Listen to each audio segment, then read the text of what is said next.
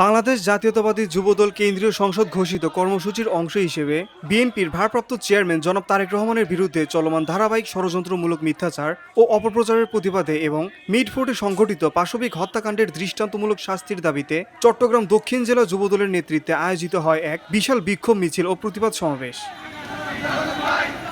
এই বিক্ষোভ মিছিলে নেতৃত্ব দেন চট্টগ্রাম দক্ষিণ জেলা যুবদলের সভাপতি পদপ্রার্থী সাবেক ছাত্রনেতা এবং চট্টগ্রাম দক্ষিণ জেলা যুবদলের সাবেক সাংগঠনিক সম্পাদক অ্যাডভোকেট শওকত ওসমান।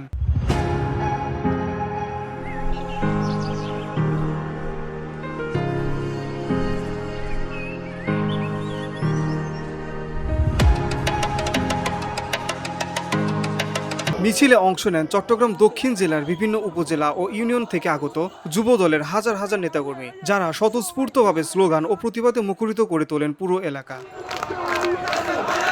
সাংগঠনিক শক্তি ও ঐক্যের এক উদাহরণ হয়ে উঠেছে এই সমাবেশ, যা আবারও প্রমাণ করে দেশ ও দলের প্রতি যুবদলের প্রতিজ্ঞা আজও অটুট।